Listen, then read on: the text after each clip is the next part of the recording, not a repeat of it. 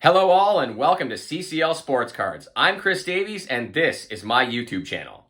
It is here, right here in my hands. My first ever PSA submission is right here. I can't believe it. I feel like a kid on Christmas morning right now. Most of my friends were surprised it even made it home. They thought I should break it right there in the parking lot. But as promised, I want to reveal it live on this channel. I want to remind everyone watching that this will not be modern cards, but more late 80s and early 90s. But to be honest, I find that a little more interesting these days. Trust me when I tell you there will be a lot of modern card chit-chat on this channel, especially when it comes to baseball, but that's not this episode. The cards I submitted to PSA back in March were cards I collected in the early and mid-90s. All right, gang, enough chit-chat, let's dig in. So here it is, guys. This is my first ever PSA submission that has come back. I picked these up earlier today. Special thanks to Nelson at Velocity Sports, who coordinated this, rather large order for me with PSA Canada. Thankfully, it only took, I guess, 7-8 months. That's not too bad, all things considered, with how things are going with the grading industry. So let's get started here. I'm going to start with this box because this one, the seal was already broken when I picked it up. The reason for it, I'm told, is because two of the cards that I submitted for grading, actually, it wasn't reviewable. Let's see what they were. So the first one was the Roy Campanella 1953 Topps. So funny story about this card. I purchased this off eBay somewhere around 2003, 2004. It had already been graded by a company that was around back then called Pro, and it was given an 8.5. I found that kind of funny, that it was authenticated by a not PSA or not BGS, and then I broke it out of the slab back in 2010 when I submitted to BGS, and they sent it back as ungradable, but it wasn't really clear what the reason was. So I tried again with PSA just to see if they would authenticate it, and apparently they've told me it's been trimmed. So unfortunately, the people who authenticated it at Pro in 2004 didn't do a very good job. Really too bad. The second one is this Joe Carter card. This is really funny to me. I bought this card at Fairview Mall. They had a card store in there in the early 90s during the junk wax era. And Joe Carter was huge for the Jays. And I couldn't afford his 84 Donruss card when I was a kid, so I bought this one instead. And oddly enough, it's been in my collection for, obviously, 30 years. So I just want to have it slabbed so it was something to look at. Kind of a card you had as a kid, and you just want to get it slabbed. And apparently this card was recolored. I mean, it was $10. They recolored it and then sold it to me? I don't know. Kind of a bummer. I'll still keep the card because, it was one of the more expensive cards I purchased in 1991 or 1992 at $10. But, really sad that it wasn't slabbed. So with that said, we're going to move on to the cards that actually did get slabbed. Now, again, I haven't seen any of these cards yet. So let me just get them out.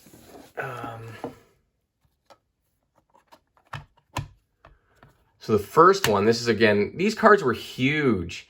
Back in 1991, Pat Falloon, Scott Niedermeyer. I just decided to grade these because they're kind of from my childhood. Super cool card.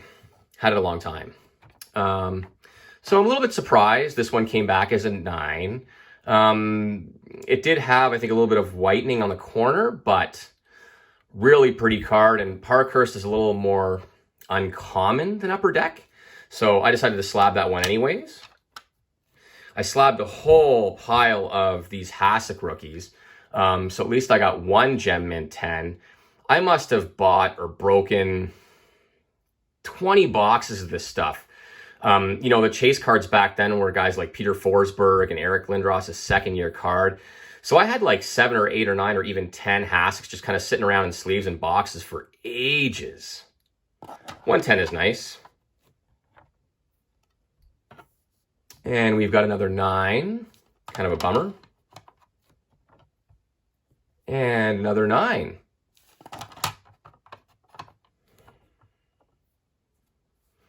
And another 9. Gotta be honest, I was kind of hoping for a couple more 10s. They look pretty good to me, and they're from 1991. They've been sitting in sleeves. I thought they'd be in a bit better condition, but I guess not. That's okay. Another 9. And my Selanne Upper Deck. Again, he was another one of the chases that year. This is a 9. And 9. And the Selanne French Gem Mint 10. So that's kind of cool. The French were a little more valuable back then. I didn't break much French because it was a little more expensive, and you know, I was a little cost conscious back then. But getting a Gem Mint 10 on the French, that's pretty cool. Cool card. Selanne is obviously one of the all-time greats in hockey. This is cool. A checklist of from Collector's Choice. Upper Deck released Collector's Choice in the mid-90s. It was kind of an entry-level product, which I broke a lot of in 1995, attending a lot of card shows at Leaside in East York, where I grew up. Another 10, that's nice. That was a beautiful card. I remember when I subbed that, I'm like, that's a beautiful card. And his Collector's Choice Scouting Report card is a 10. Another one, really beautiful card. And Juan Soto. Funny story about this one. So when I told you in my previous video, when I slabbed these cards or sent them to be slabbed, this card, I think was going on, they were like $400 or $500 on eBay. I think they're down to $150, but still getting a Gem Mint 10 Soto, no complaints. And this Ohtani, that's a 9. I'm actually happy this came back as a 9 because there's a dimple on the back. And I wasn't too sure if it was going to get an 8, and I wanted to see how far the dimple would knock it back. So really a 9, pretty good. Okay, so the first box is done. Again, as I shared with most of you who did watch the first video, this opening of these cards is kind of unique because it's a lot of stuff that you just don't see every day. So we're going to go ahead and do what's called, I guess this is box 2. And again, all I really remember submitting was those Hassiks. I don't even remember that Selanne French. I remember obviously the Campanella cards. I got desperate, but I really want to get that thing authenticated. It's too bad, man, that it was trimmed. It did look like a really sharp card, but since it was graded, I kind of went for it back in, like I said, 03 or 04. If I get this box open. Almost. But either way, super fun to see how we did with grading. Fingers crossed.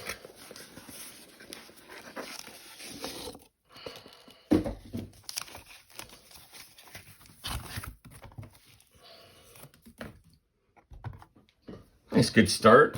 Anybody remember Sean Green? Sean Green was a Blue Jay, really huge in the early and mid-90s, him and Delgado. Those guys, incredible team. So we got a Sean Green. That's Gem Mint 10. That's nice. Yeah, Brett Hall. So this is an 8. I must have had this card for 30 years. I'm pretty sure I pulled it from a pack way back when, but again, I wanted to slab it. It's a Brett Hall rookie card. It's like one of the only 2 I had. So getting an 8 on this. The centering wasn't all that great, so I'm not too surprised.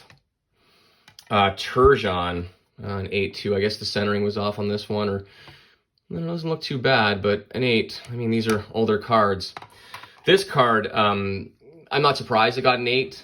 These cards were like so prone to chipping, and being the huge Pirates fan that I am, I coveted this card in the early 90s. I was lucky enough to pull Ryan Sandberg's elite card that year, which was really quite valuable, but funnily, I really wanted the Barry Bonds. So I bought this one on the secondary market back in 2012 or 13, just because I really wanted to have one in my collection.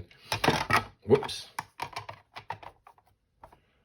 And then we've got Willie McGee. Again, One-time great baseball player. I'm not surprised with an 8. I bought this card in 1990 or thereabouts at Legends of the Game. It was a huge card store in Toronto that I always dreamed of going to. They had unbelievable selection. They're closed down now. I became a Tim Hortons for a little bit, but spent a lot of time at Legends of the Game when I was a kid, and getting an 8 on this card, kind of cool. Some of these cards are PCs. This Griffey, getting an 8. That's kind of a bummer. I was hoping for a 9, but again, these Donruss cards, a lot of these cards were so prone to having chipped corners and kind of being beat up, so I'm not surprised I got an 8. Patrick Waugh, another card. I bought this card raw from a local card shop back in the early 90s. The edges on this one were really rough, so an 8 isn't too much of a surprise. It's so fun. You know, I have no idea what was in these packages, and now I'm looking, I'm like, oh yeah, I remember I subbed this card. Oh, I subbed this card. Jeff Bagwell. I was a huge fan of the brown paper Bagwell. Just his batting stance, his aura as a ball player. So this isn't really for resale. This is just for my own personal collection. I love Jeff Bagwell. Oh, I'm surprised that Lidstrom got an 8. That was a nice card. But, you know, I had so much upper deck, I had to send some of it away. My Hextall. Yeah, really rough borders, but an 8. I think because the slab cost was only $25, I decided to slab a lot of these cards because it was so cheap and I just wanted to have them slabbed. These were like the treasures of my collection when I was like 13, 14 years old. This Mark Messier card, I'm glad it's a 5. I thought maybe it was a 4. I was given this as a gift as a child, and you'd imagine being a child, 8, 9 years old, and being given one of these cards of Mark Messier. I thought it was worth $1 million. But again, wanted to slab it. Super cool card. And a 5, I'm fine with that. It's not really about the grade for me on this one. Another one of Messier's cards, a 7. The centering's off, but super cool card. And his All-Star card from 1984, a 9. I don't remember setting that one. Yeah, this one, the centering was so bad. I'm not really surprised it got a 5, but I just wanted to get it slabbed. I didn't really pay attention to the centering. Kind of a rookie mistake. You don't pay attention to the centering. This Larry Murphy card, this one's a 3. I bought this at the National Card Show back in probably 96, 97. There's a huge crease in this card. I never noticed it until I went to send them for grading. But again, I wanted to get it slabbed because these were like the treasures of my childhood. Kirk Muller, an 8. You know, again, not so bad. Tom Barrasso, I got a 9 on this one for the Topps card. It was pretty nice. I'm surprised I thought maybe we'd get a 10 because Topps cards seem to be a little more durable, but, you know, I'll take a 9. And then Ray Bork, that's funny. This one got a 9. I thought this was going to be like a 7. The edges seemed really rough to me, but I'll take a 9. So that is box 2. It's, man, so much fun. Of course, my next slab submissions, there's a lot more modern stuff because I've been collecting a lot more modern stuff. So I told you I really like 2020 Bowman Draft. That class just seems exceptional to me. So I have a lot of things to submit. But again, opening these up, super cool. Yeah, they're both okay. It's like, oh my God, I knocked them over and they broke. No, they're good. I'm sure maybe for the people at PSA, it was kind of fun to open these up. Be like, oh, there's so many different cards in here. It's not the usual stuff that you see all the time. I haven't submitted any, but I hear like, it's these flagship Topps cards from baseball. There's like so many of them. The pop counts are huge. Wow, that got a 3. A 3. I wonder what's wrong. It must be the coloring on the card. This card I've had forever, and it seemed like it was pretty good. The centering didn't seem too bad. Maybe a little bit left to right, but a 3. Wow. That's kind of surprising. Gleyber Torres, yeah, he had a bit of a rough season. I like Gleyber a lot, so I sent his refractor away. One of the more modern cards, one of the few modern cards I have. I sent Gleyber's away to be graded, so I got a 9. That's a nice card. Let's work left to right. That works a lot better for me. So everybody remembers this Jordan card. This thing was like absolutely huge back in the day. I must have had like 12 of these, and I kind of picked the best one. Too bad it got an 8. Super nice card, though. Glad I have one slabbed. Jose Abreu. This guy is just absolutely massive. I found this in one of my boxes. I guess I bought some cards at Target back in 2013 or 2014 when there was Target in Canada, and this is one of my boxes. I'm like, oh, I'll grade the Jose Abreu. Very nice Gem 10. And my Jordan. These were hard. These are hard grades. This one here, I was hoping for maybe a 9 on it. I got an 8, but this was the first year that basketball released finest cards, so I guess maybe the centering is off a little bit left to right. So I'll take an 8.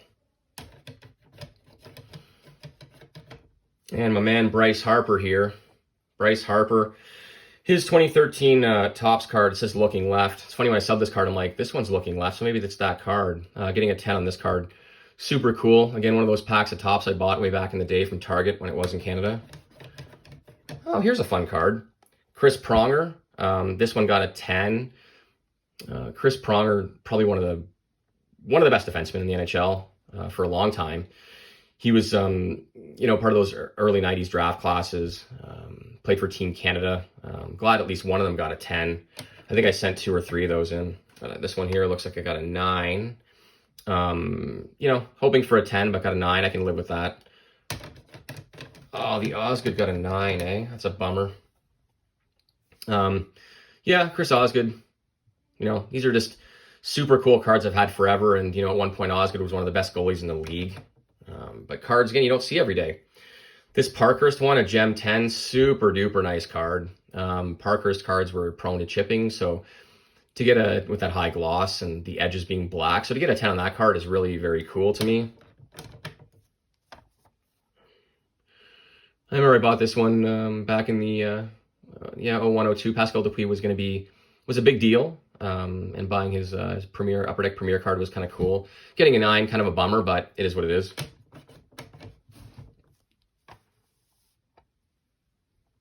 Ed Belfour, another 9. Obviously Eddie the Eagle, great goalie.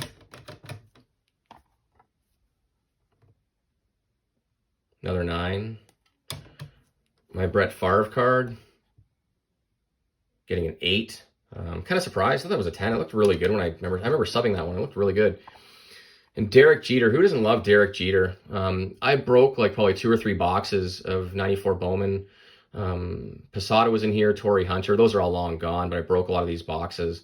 And that's nice. My Jeter got a 10. It's good. Cecil Fielder, my 1986 Donruss card. I was given this one as a gift as a kid, so having it as an 8, pretty cool. I just love Cecil Fielder. And then we've got Dave Anderchuk, his O-Pee-Chee rookie at an 8. Kind of a bummer. I was kind of hoping for a 9 or a 10. I wonder, just must have really rough edges or something. Wow. Oh my God. If that wasn't the most fun and most anxiety-provoking thing I've done in a couple of weeks, I don't know what is. So probably not as many 10s as I had hoped, but I think many of you watching who have had PSA submissions come back and appreciate that we hope all our cards will be 10s and that we're going to hit the jackpot. I think my biggest surprises were, first off, the Hassiks. Really felt 2 or 3 should have gemmed, but I'll take 1 gem in the 9s. The Jordan 93 Finest, also surprised. It was super clean and really well centered. Thought it was at least a 9. Regardless, really cool card of Jordan in that first year of Finest. A little disappointing with the 8, but at least it wasn't a 7. The Solani French Upper Deck rookie at PSA 10 may have been my favorite card of the entire lot. It's such a low pop card, and French Upper Deck was so trendy and cool when it was released in the early 90s. Not to mention the super premium price tag that it came with. I'll likely PC that one. Chris Pronger from 92 Upper Deck was cool too, and I'm happy with the PSA 9 and 110, but I'll sell both those in all likelihood. Being an Ottawa Senators fan, my buddy Eric and I broke so much of that 92 Upper Deck as kids. We weren't searching for Pronger really, although he was a big prospect too. I was searching for my man Alexander Daigle, who back then was referred to as the next Mario Lemieux of hockey and was going to lead the Ottawa Senators to the promised land. Of course, that didn't happen. Although Dag really has an interesting story and had a renaissance of sorts late in his career with the Minnesota Wild. So, 90% of the cards you saw in the video being revealed will be up for sale on eBay in the coming weeks at my store, CCL Sports Cards. And tell me, what were your favorites? Tell me in the comments below, which ones were your favorites? Which cards did you find super cool to see? Maybe brought back a little bit of that nostalgia from the 90s. I'd love to hear about it. Don't forget to like this video and hit that subscribe button. I'll be discussing 2 key prospects in my next video for my Pittsburgh Pirates in Nick Gonzalez and Jared Triolo, and how they kind of stack up against each other, both in baseball and how that relates to the hobby. Just a reminder that anything said on this channel is my opinion and should not be considered advice in any way. Have an awesome day, gang.